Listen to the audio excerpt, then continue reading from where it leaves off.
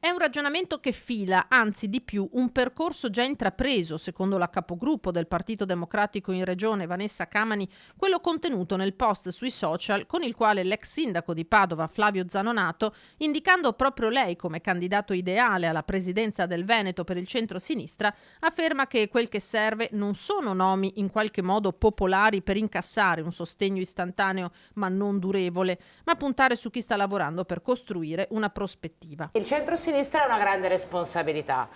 Zanonato dice il mio nome, ma in realtà secondo me indica un metodo che a me sembra che sia quello che come centro-sinistra stiamo provando a perseguire. Un'alleanza larga, lo dice più volte Zanonato, fondamentale la tenuta della coalizione, che è un inedito per il centro-sinistra della regione del Veneto. Camani ringrazia e non si tira indietro, serve una scelta consapevole e compiuta all'interno della coalizione. Io non sono una fan delle primarie, penso che la politica possa trovare una sintesi attraverso altri strumenti, i tempi sono anche stretti perché anch'io come Marcato vorrei votare presto, troveremo meccanismi per scegliere il candidato migliore. Io faccio un altro mestiere, faccio il capogruppo al meglio delle mie possibilità.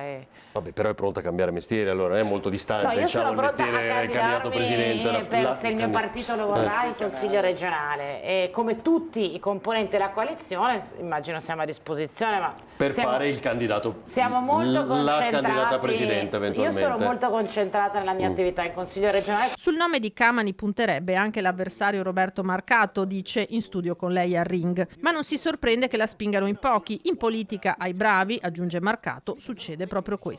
Sull'altro fronte, in diretta a Focus, il capogruppo leghista Alberto Villanova torna a ribadire che se nel centrodestra non si troverà la quadra, la Lega è pronta a correre da sola alle prossime regionali, con 3, addirittura 4 liste. Lega, lista Zaia, lista degli amministratori e lista delle categorie economiche. Abbiamo degli alleati che continuano ad attaccarci praticamente ogni giorno, e anche qui devo riconoscere che Tosi è un leader dell'opposizione veramente in gamba, nell'ultimo anno si è dimostrato veramente un leader. So che il PD sta cercando un candidato a governatore, magari può trovarlo vicino a noi. Noi non dobbiamo aver paura, noi abbiamo rispetto di tutti, ma paura di nessuno. E allora dobbiamo prepararci a qualsiasi scenario, perché se arriviamo a una situazione come questa che stiamo vedendo, di fronte a quello che per noi è la linea del Piave e sarà sempre la linea del Piave, ci troveremo a un punto dove dovremo fare anche le nostre scelte.